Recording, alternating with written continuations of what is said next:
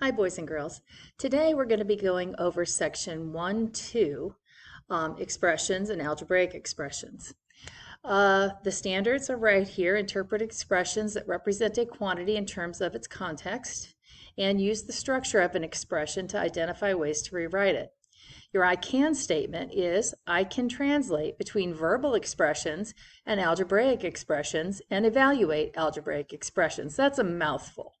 Basically what it says is, if I tell you add 6 to x, you can write x plus 6 or 6 plus x. And then I can also say, well, if x plus 6, let x equal 2. And you can substitute the x for the 2 and tell me it's equal to 8. So that's basically in English what that says. Alrighty, so here are some terms for you today. A variable is a letter used to represent an unspecified number or value. You know that, variables are the letters in math. An algebraic expression is an expression that contains at least one variable. So for it to be an algebraic expression, it has to have one letter. A term of an expression is a number, variable, or product or quotient of numbers or variables. So it could be 7, it could be k, it could be 7k, all right? All of those count. A variable term is a term that contains a variable, and a constant term is just a regular number like 7 or 9 or 12, okay? Right. This video is only going to cover taking an expression and saying it in words. Okay, so this is an example here. Example 1, this is on page 13 of your workbook. It says, you need to be familiar with the words that indicate addition, subtraction, multiplication, and division. There are lots of words for addition: more than, sum, plus, increased by, added to. Subtraction also: less than, subtracted from, difference, decreased by, minus. So you need to be familiar with these words so that you can use them to explain algebraic expressions. So here we have 5x to the third plus 2. How would you say that in words? One option is 5 times x to the third power plus 2. You could also say the sum of 5 times x to the third and 2, right?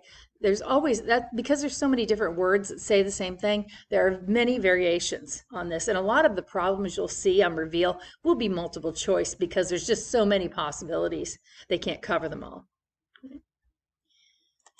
So here's the check. Which verbal expression represents 2/5 times m to the second power? Well, let's see. A, it says 2/5 times the product of m and 2.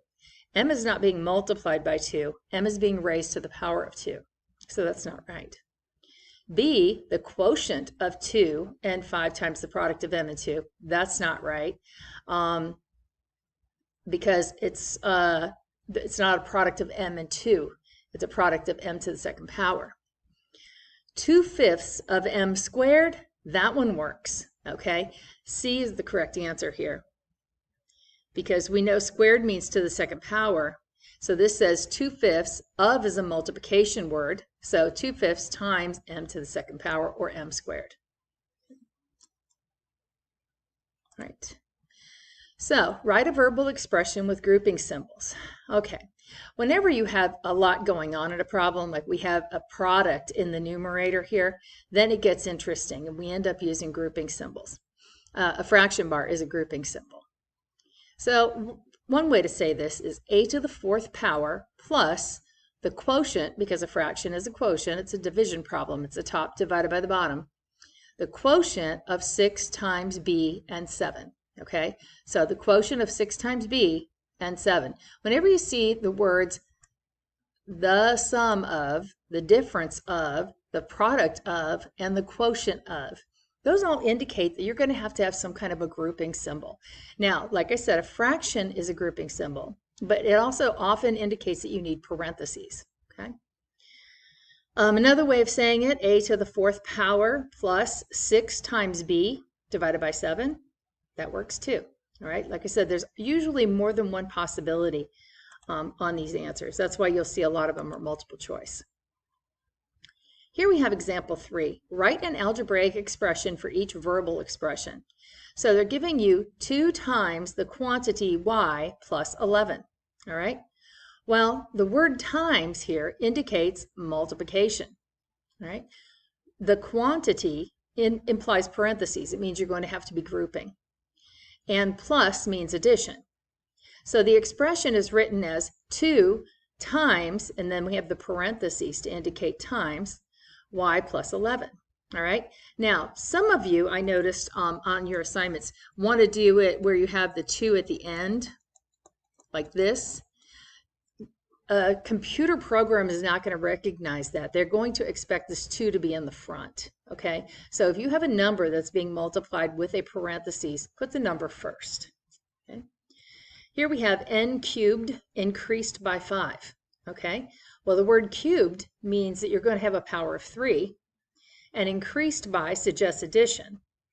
So this could be written n cubed plus 5, but you could also write it 5 plus n cubed. Now, some teachers will teach that you should put addition problems in the order they're given. Okay, so because it says n cubed first, those teachers would say you have to put the n cubed first. Since addition and multiplication are both commutative, that means order doesn't matter. So really, this expression and this expression are equivalent. Now, in algebra and higher mathematics, we tend to use good form, okay? And good form means variable terms should come first and constants should go last. So really, this is the better format here, and I would like you to try to achieve that rule with your expressions. Try to put variables first and constants are at the very end, okay? All right, so we have a check. Use the verbal phrase 18 increased by the product of 3 and d. Well, the product of 3 and d means we're going to have 3d, all right? And this says we're going to have 18 increased by 3d. So if you put it in, increased implies addition and product implies multiplication, you know that. And if we're going to write this as an expression, here we have 18 increased by 3d, which contradicts what I just told you. But because they wrote it that way, 18 being increased by, I think that's why they want it that way.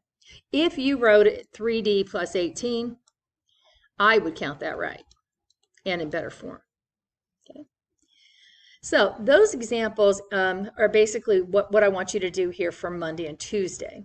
The next example gets into word problems, okay? And that will be the next video. That will be part B of section 1.2. This concludes part A of section 1.2.